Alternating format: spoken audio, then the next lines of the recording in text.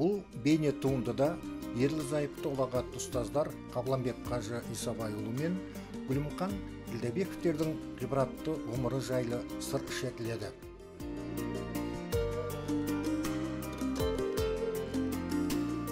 Адамның адамгершілігі жақсы ұстаздан болады. Абай Құнанбайұлы.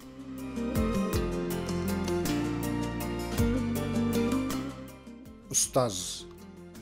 Бұл аса қасиетті де қастерлі мамандық. Әр адамның жүрегіне жылылық нұрын себетін аяулы тұлға. Кез келген жан ұстаз бола алмайды. Ұстаздық қызметтің тағылымы терең. Нағыз мұғалім болу үшін табиғи дарын, тынымсыз ізденіс пен еселі еңбек қажет. Баланың бойындағы қарым қабілетті де оятатын ұстаз. Сондықтан да өзге мамандық иелері ұстаздарына борыштар. Міне осындай іскерлік қабілетке ие ұлағатты ұстаздар Қабланбек қажы мен Гүлімқан Ділдәбековтер. Кеудесі жақсылардың алтын сандық демекші, жақсы адамдардың өмір жолын зерделесеңіз, көп жайды аңғарасыз. Енді өткенге шегініс жасалық.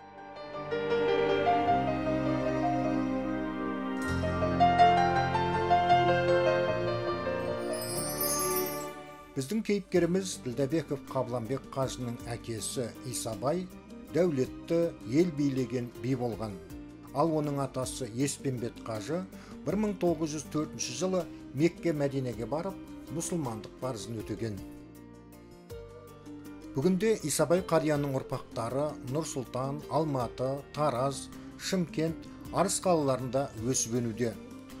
Сонымен қатар Ташкент облысында, Жызақ, Сырдария, Самарқан, Қоқан өңірлерінде де Исабай қарттың кіндігінен тараған жандар өмір кешуде. Ерекше тоқталарымыз Исабай бай, қуатты азамат болған. Ол мұсылмандық, яғни әмеңгерлік дәстүрімен жетім жесірлерге қамқорлық көрсетіп, оларды тәрбиелеп өсіру үшін 7 әйелмен некесін қидырып, шаңырақ көтерген.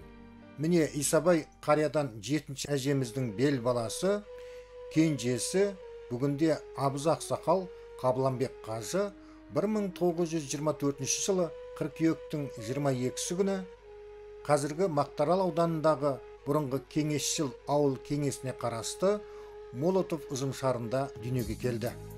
1927 жылы құрылған бұл ауыл қазіргі Сырдария өзеніне салынған көпірдің шығыс жағына қоныстанған еді. Ал 1924 жылы аталған ауылда Қызылтоғай бастауыш мектебі салынды.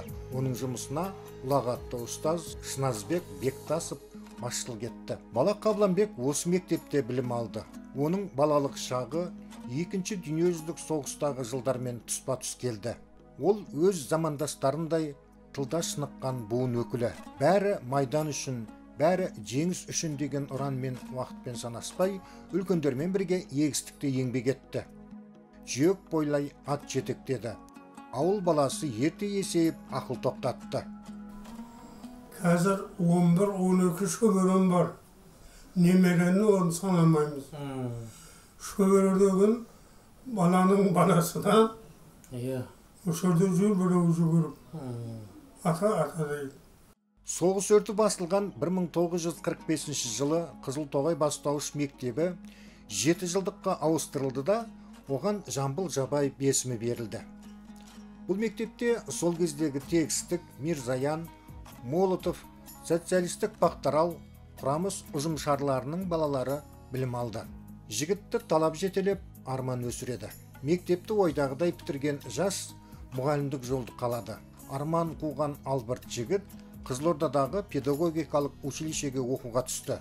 Жас келсе іске демекші, білім ортасын 1945 жылы ойдағыдай тәмамдаған жас маман Қабланбек сол жылы еңбек жолын өзі білім нәрімен сусындаған мектепте мұғалімдіктен бастады. Өзіне жүктелген істі дер кезінде тиянақты орындайтын қатардағы мұғалім ұжымының сенімінен шықты. Өз білімін жетілдіруді мақсат еткен педагог 1964 жылы Шымкент педагогикалық институтының қазақ тілі және әдебиеті факультетінде оқып, білімін тереңдетті. Мектеп ұстаздарынан оқытушылықтың қыр-сырын жан-жақты үйреніп, ұжым ортасында қызметке араласқан кезден көзге түсті. Абырой бедел жинады. Қабілетті ұстаз 1960 жылы Гүлімқан есімді әріптесімен көңіл жарастырып, отау құрды. Тәжірибелі ұстаз Қабланбек Ділдәбеков әріптестерінің қолдауымен 1966-1974 жылдары 8 жылдық мектеп болып өзгерген білім ұясында оқу бөлімінің меңгерушісі болды. Ол кісі жұмыста завуч болған кезде тегістік бөлімшесінде бір Г-образный қағаздан істелген мектеп болушы еді. Ал енді олар әзіргі Жамбыл мектебі, әзіргі ғимараты жаңадан салынған, осы директор кезінде көшті. Соны салуына, соның ерекшелігіне өте қиын ғой жаңа ғимаратты не қылу. Одан кейін оқудың әдістемелік жақтары әрине ол өзгерді, жаңа кадрлар келді. Мектепте басшы болғаннан кейін ол мұғалімдарды тәрбиелейді, не только жаңа оқушыларды. Соның тәрбиетін кадеттікті ұстап тұру, кадеттіктің өзінің білімін жетілдіру, ол үлкен мәселе болды, үлкен мәселе. Оның бәріне ол ойдағыдай атқарды. Ұлағатты ұстаз Қабланбек Ділдәбеков 1973-75 жылдары Жамбыл Жабаев атындағы орта мектептің директоры болды. Жасынан еті тірі жан егістердің басы қасында жүрді. Ғұмырының қымбат шақтарын болашақ буындарды оқыту мен тәрбиелеуге арнады. Өмірден білгені мен түйгенін шәкірттерінің құлағына құйып, жадында сақтауға аянбады. Тәжірибелі қос педагог Қабланбек қажы мен Гүлімқан апай барлық қызметтерінде білімділігімен, парасаттылығымен, іскерлігімен, адалдығыменен әріптестері ортасында зор құрмет пен беделге ие болды. Өмірдің қайнаған ортасында білімнің бұлағындай, шәкірттерінің шырағындай болған қазыналы ұстаздар өмірі мен қызметі кейінгі жас педагогтарға үлгі өнеге. Өмір тыныштықпен өтті оғанда. Ал енді қартайған шағында ол көбірек кесел болып қалды. Менің денім сау. Ол жағы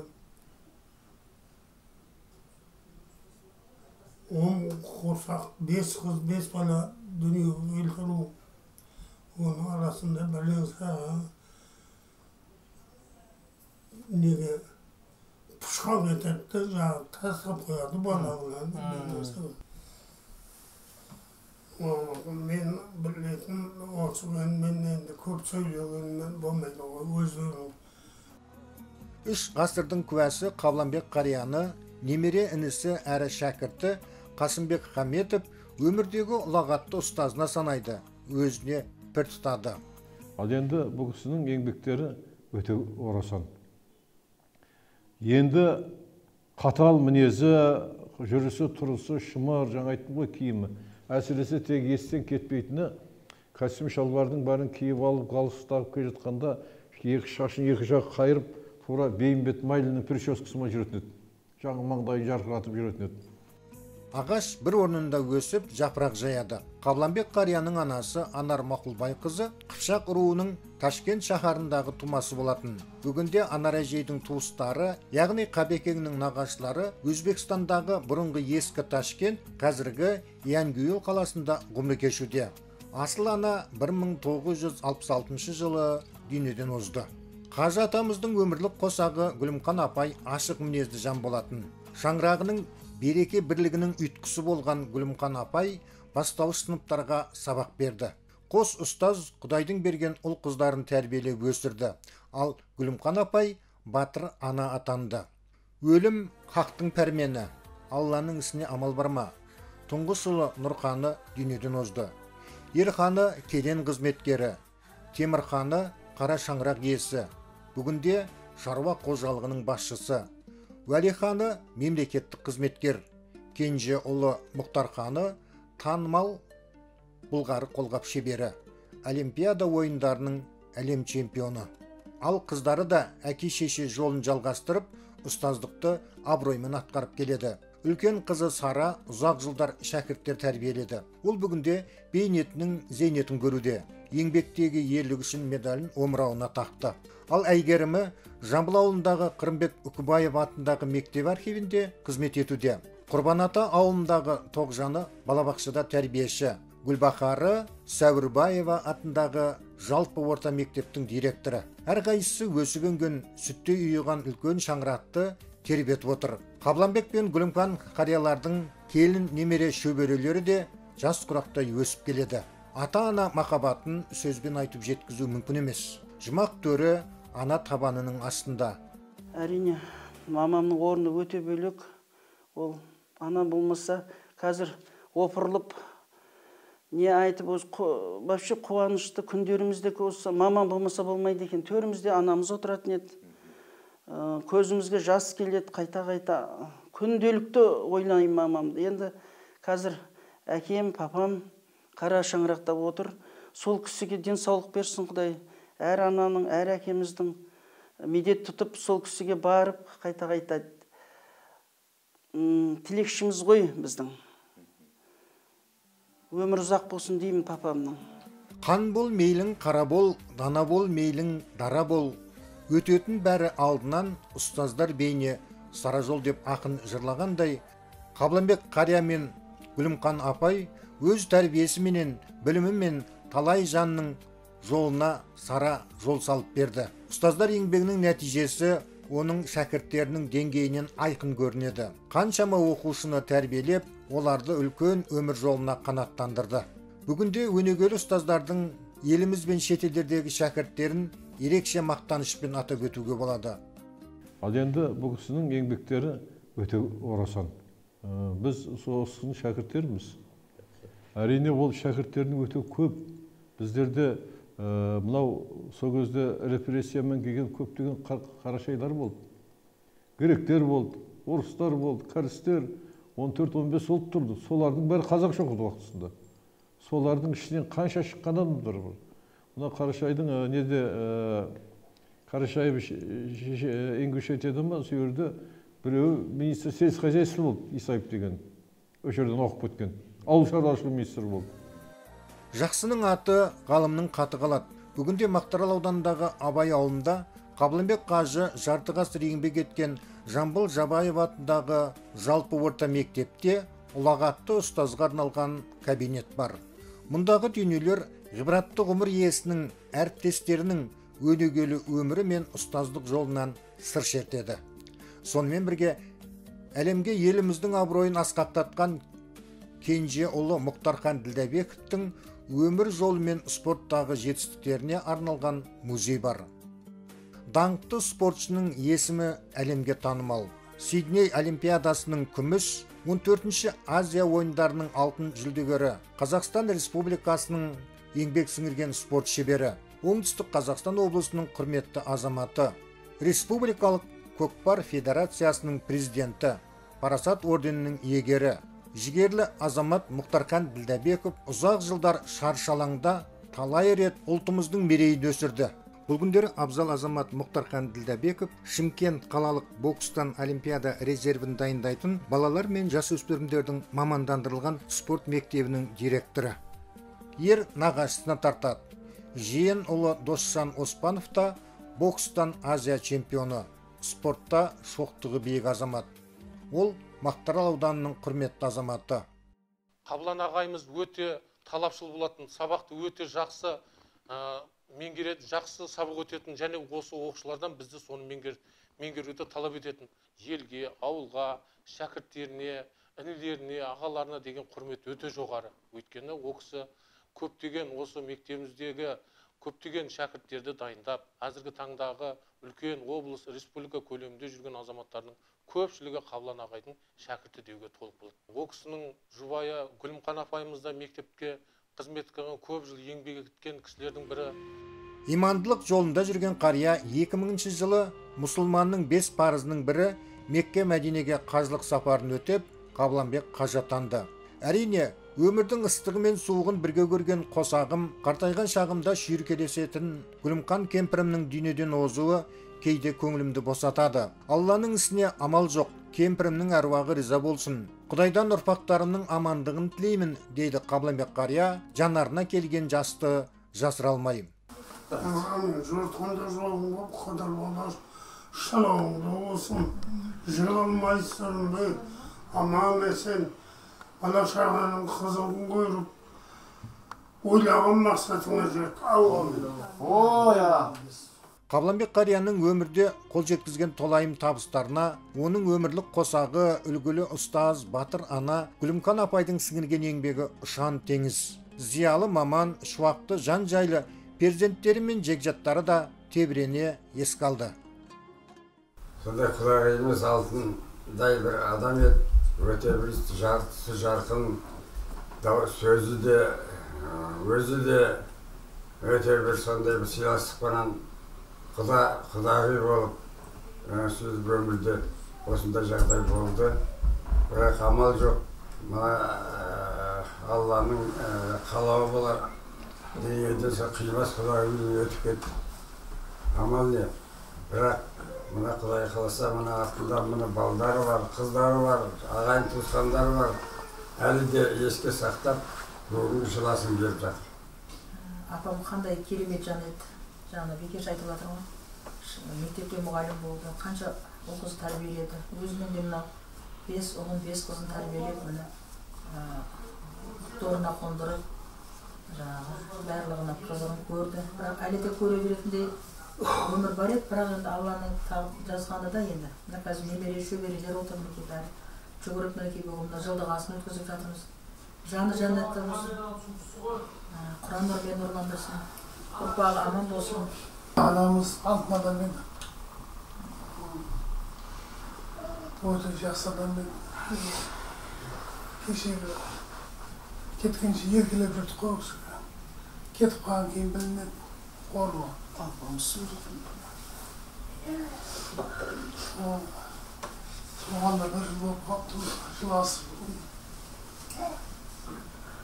Жатқан жері жайлы болсын болған.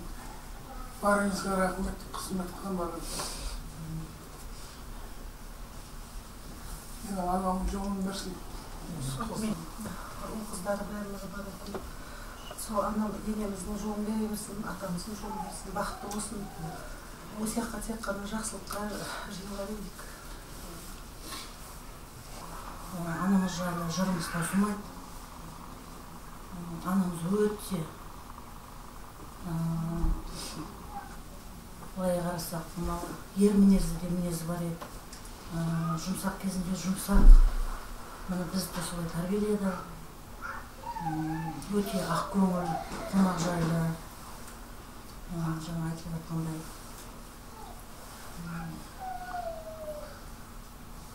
Өте мына ортаның адамы еді. Апамыз бізге көп нәрсе үйретті. Үлгі тұттық анамызды, апамызды. Енді өзінің қызындай көрді. Мен ең кіші келінімін. Қызындай көріп, көп нәрсе үйретіп. Жылы сөзін аямайтын, қонақ жайлы, барлық сол көптеген жақсы қасиеттерді сол апамыздан үйрендік. 5 ұл, 6 қыз өмірге әкеп тәрбиелеп, апамыздың жолын әр қазақтың қызына берсін. Қабланбек қажы мен Гүлімкан Ділдәбековтердің бұралаңы мол, бұлтарысы да жеткілікті өмірдегі өнегелі ғұмыры, болмысы мен бітімін, тыныс тіршілігін саралай келе, бір туар ақын Шәһәрім Құдайбердіұлының мына өлең шумағы ойға оралады. Өмірдің өкінбейтін барайласы, ол айла қиянатсыз ой тазасы, мейірім, ынсап, әділет, адал еңбек, таза жүрек, тату дос, сол шарасы. Сөз зергерінің осы шумағы біздің кейіпкерлерімізге арналып жазылғандай. Ұстаздық жолға бар өмірін арнаған Қабланбек қажы Исабайұлы бүгінде бақытты жан. Ғасырға жуық қибратты ғұмыр кешіп келе жатқан қарияның әулеті мәуелі бәйтеректей үрім-бұтағы жайқалып өсіп келеді.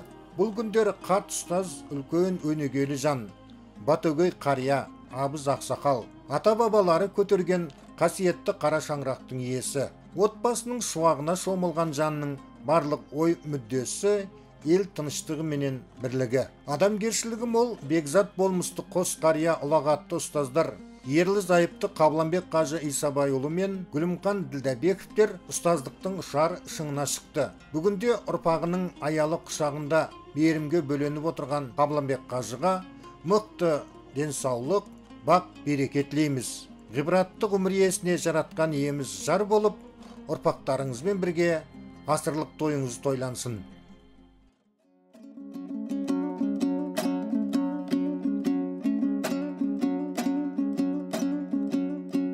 Ал атаның қадірін айтайын, ананың қадірін айтайын, балаға деген ықыласын санаға салып байқайын.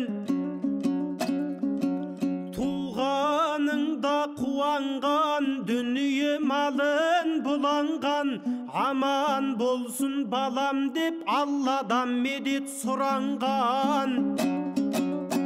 Жәрдемің ай жараған, қабағыңа қараған, жолаушы болып ей кеткенде сағынып келген даладан. Мінәсіп атқай міндірген, жарасар киім кийдірген, қарнашар деп кәбәк боп қасыңа тамақ үйдірген. Иығына міндірген, жерге қимай қоярға, етегіне сидірген, 62 тамырын әуелден Құдай идірген. Мектепке бербей жасыңда танытып құбыла білдірген, жыласаң көңлі жүдеген, қуансаң тасы бүдеген. Көркіңе көңлесіп Алладан өмір тілеген, әкеңдей құбыла қамқорың табылмас мынау дүниеден. Мейірбаның ей жан әке, әкеңде өлмес болсай шай, қасірет болып көңілге қапада келмес болсай шай. Әкенің қадірін ұл мен қыз тіріде кезде білсей шай.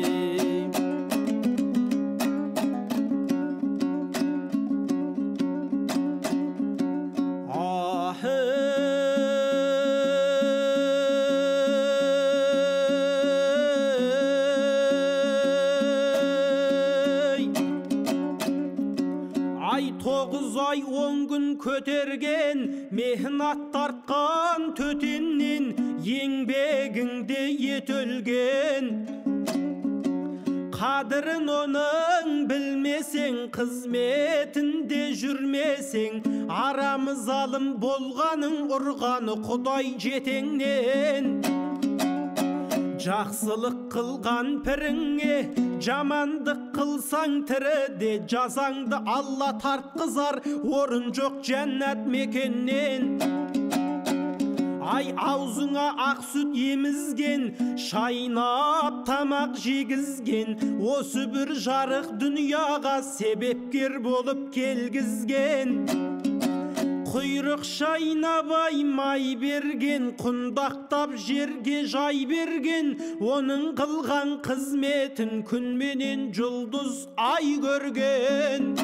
Анаңдай ғазиз мейірбан табылар саған қай жерден.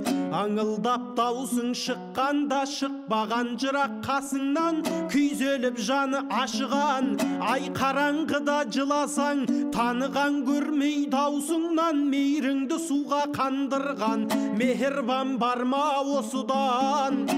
Алла пайғамбардан соң күллі жақын ей досыңнан, қияметке кеткенше өлшеулі өмір өткенше, көбелектей айна деп пәруана болған басыңнан.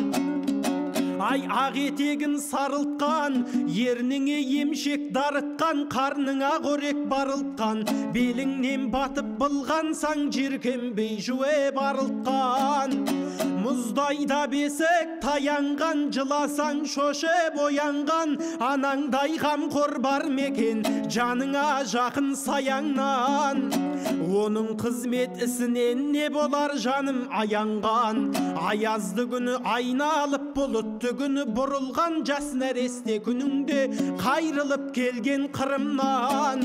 Ай ыстық пенен суыққа перзенті үшін ұрынған, дүнияда Құдай жаратқан мехербан қылып бұрыннан. Тар құрсағын кеңіткен, тас емшегін жібіткен, аңылдап жатып ауырсаң жарым жасың кеміткен. Айналайын-ай деген жан жүйеңді еріткен, бұл бүйопа жалғанда анаңда өлмес болсай шай, анасы кетіп қасіретін балада көрмес болсай шай. Ашер жүрек болып артында қалада бермес болсай шай, қапа болып көңілім налада көрмес болсай шай. Әр перзентті Құдайым жетімде қылмас болсай шай, ананың қадірін ұл мен қыз тіріде кезде білсей шай.